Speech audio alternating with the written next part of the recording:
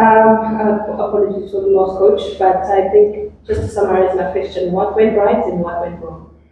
Well, what we saw obviously a bowler debut, get 7 wickets, which is fantastic, certainly being a seam bowler, so that's great. So that's something that went right. We had a decent start, 877 for 180, in a strong position. And then, obviously first innings runs are so important, so unfortunately we couldn't do that, which is what went wrong, I guess. And then you're always playing a little bit of catch-up, or quite a lot of catch-up actually, after the way that Zimbabwe batted. So it's unfortunate, it's a bitter pill to swallow. You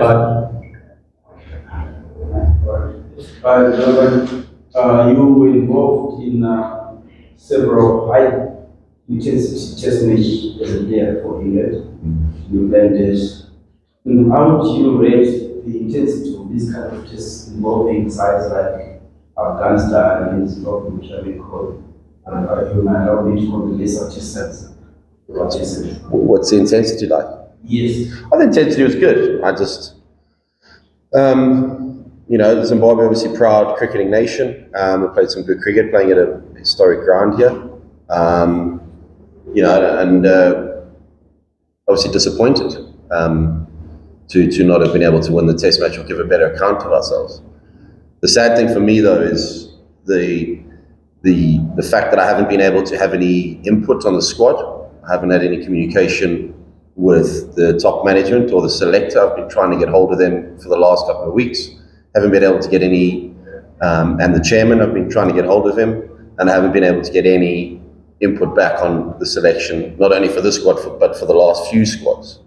Since Asia Cup didn't go our way, there's sort of been no communications at all. So it's one of those things that I think as a coach, you should have a bit of an idea or a little bit of input in it. Certainly with the playing 11, which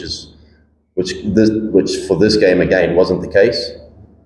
So as a coach, when you aren't able to have that input, like I've had in other teams and other tournaments, I've been able to have input. That's what's really sad. Certainly the success I feel we've been able to have as a team in the shorter format, I thought they might value my experience, as you say, as having played a bit of test cricket and under pressure situations all around the world. So that's unfortunate, and I'd also like to know why, maybe. How frustrating is this? Well, it's very frustrating. It's not only frustrating for me, but also none of the other coaches are able to ever put any input into the side. The bowling coach never gets asked with regards to who he thinks should be selected for the next squad or any input. There's no communication. It's just, we just get told what the squad is and that's it. So there's never any sort of give or take or things going backwards or forwards. So that's one of the things that's very sad. There's been good communication in the past, but as I say, since Asia Cup, where we didn't do as well as we would have liked, that seems to have dried up. Maybe looking at this match, how much then did you guys miss a person like Rashid Khan, who can tend on end surface, and just his presence in the dressing room and the experience that is kind of over the years? Well, it's no coincidence that every test match that Afghanistan has won, Rashid's been playing.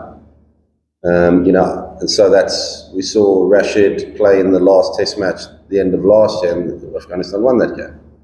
So, you need your best players in the test match, but I understand, the amount of toll on his body and the amount of cricket he plays, and we need him fresh for all the white ball stuff that's coming up, certainly the T20 World Cup. So, for me, it's understandable. It gives them great opportunity to younger players, and unfortunately, they weren't able to do it this game.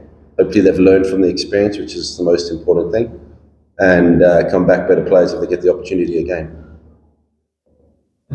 Just to take you back on some of your frustration, the question would be, do you feel that if it's explained that there's a new way of working, would be that, or would the situation become untenable in terms of the way you'd like to work?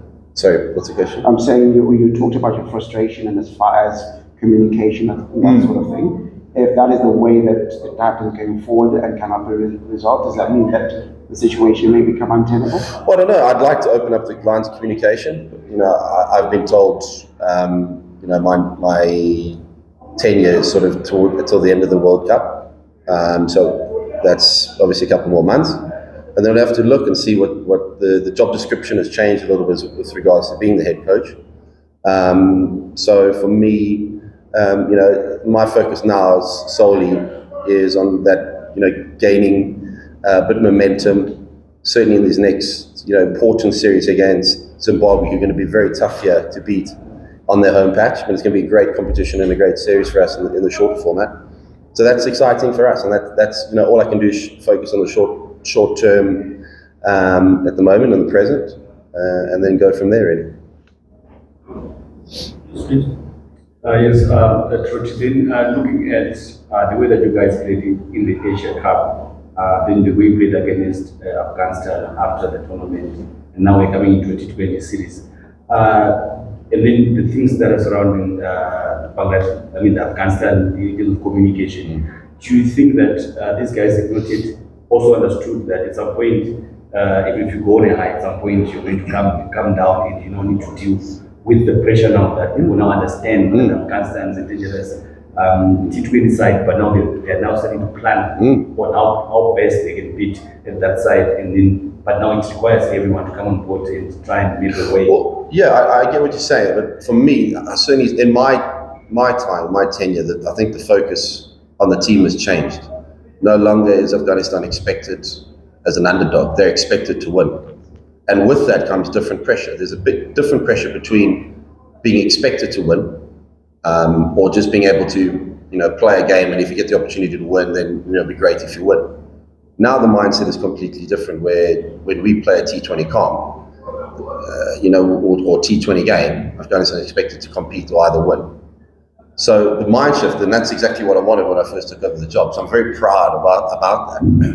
But with that, though, it comes added pressures. We need to be more consistent on and off the field if you want to maintain that high standard. Not only us as players, but also the way that we conduct ourselves off the field as professionals and as a side. So that we can have those inconsistencies. I think the expectations are there as a side are valid, but we need a little bit more time to be consistent if we want to start being looked at like the bigger test playing nations who have played a lot of cricket for a long time. So we can have those inconsistencies, but hopefully we can iron those out, and that starts with the T20 series against Zimbabwe.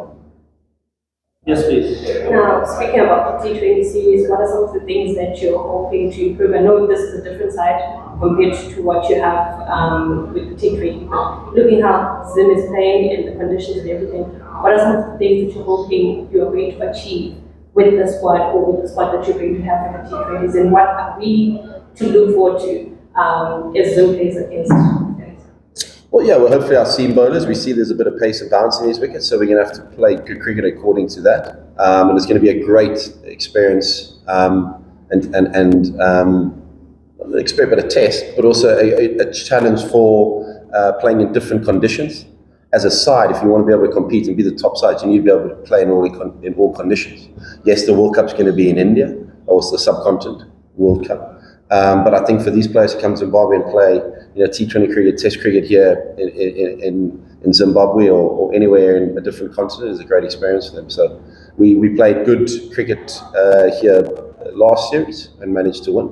I'm looking for the same this time. We have a different team to Asia Cup and a few changes. So looking forward to those new players coming in and hitting the ground running. That'll be great. Yes, please. So, looking at the Test cricket in general, do you think the fact that Afghanistan goes for those long periods without really Test cricket, the impacts on how they perform inconsistently in the format sometimes? I think so. I think that, the last time they played a Test match was 10 months.